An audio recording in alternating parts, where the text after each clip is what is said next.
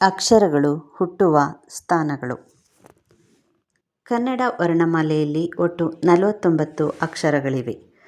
ಅವುಗಳಲ್ಲಿ ಸ್ವರಗಳು ಮತ್ತು ವ್ಯಂಜನಗಳನ್ನು ಕವರ್ಗ, ಚವರ್ಗ, ಟವರ್ಗ, ತವರ್ಗ, ಪವರ್ಗ ಎಂಬುದಾಗಿ ವಿಂಗಡಿಸಲಾಗಿದೆ.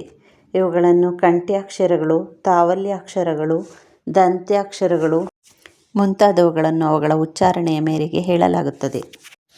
ಅ, ಆ, ಕ, ಖ, ಗ, ಘ, ಞ, ಹ ಮತ್ತು ವಿಸರ್ಗ ಇವು ಕಂಠದಲ್ಲಿ ಹುಟ್ಟುತ್ತವೆ. ಆದ್ದರಿಂದ ಇವುಗಳನ್ನು ಕಂಠ್ಯವರ್ಣಗಳೆಂದು ಕರೆಯಲಾಗುತ್ತದೆ.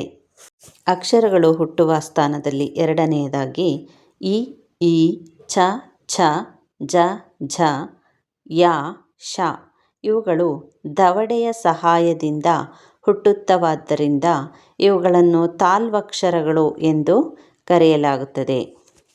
ಮೂರನೆಯದಾಗಿ ಋ, ಟ, ಠ, ಡ, ಢ, ಣ, ರ, ಶ ಈ ಅಕ್ಷರಗಳು ನಾಲಗೆಯ ಮೇಲ್ಭಾಗವಾದ ಮೂರ್ಧವೆಂಬುದರ ಸಹಾಯದಿಂದ ಹುಟ್ಟುತ್ತವಾದ್ದರಿಂದ ಇವುಗಳನ್ನು ಮೂರ್ಧನ್ಯಗಳೆಂದು ಕರೆಯಲಾಗುತ್ತದೆ.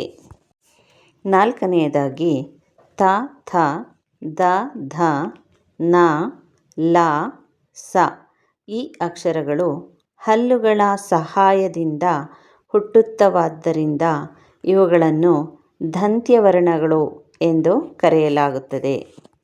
ಅದೇ ರೀತಿ ಐದನೆಯದಾಗಿ ಉ, ಊ, ಪ, ಫ, ಬ, ಭ, ಮ ಈ ಅಕ್ಷರಗಳು ತುಟಿಯ ಸಹಾಯದಿಂದ ಹುಟ್ಟುತ್ತವಾದ್ದರಿಂದ ಇವುಗಳನ್ನು ಓಷ್ಠ್ಯವರ್ಣಗಳೆಂದು ಕರೆಯಲಾಗುತ್ತದೆ.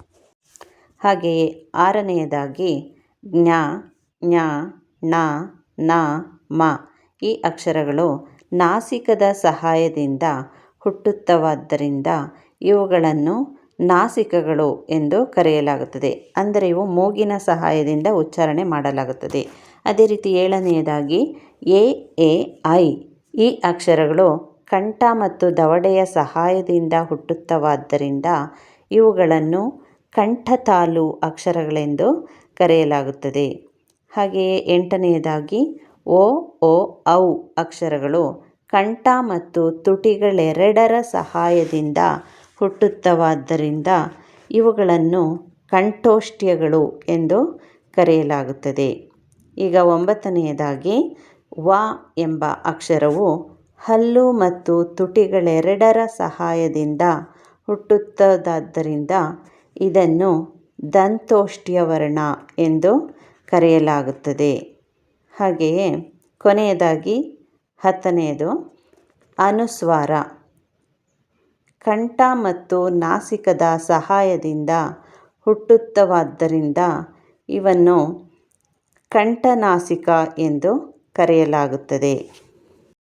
ಹೀಗೆ ಅಕ್ಷರಗಳನ್ನು ಅವುಗಳು ಹುಟ್ಟುವ ಸ್ಥಾನದ ಆಧಾರದ ಮೇಲೆ ವಿವಿಧ ರೀತಿಯ ಹೆಸರುಗಳನ್ನು ಇಡಲಾಗಿದೆ. ಇನ್ನೂ ಹೆಚ್ಚಿನ ಮಾಹಿತಿಗಾಗಿ ನಮ್ಮ ಚಾನಲನ್ನು ಲೈಕ್, ಶೇರ್, ಕಾಮೆಂಟ್ ಹಾಗೂ ಸಬ್ಸ್ಕ್ರೈಬ್ ಮಾಡಿ.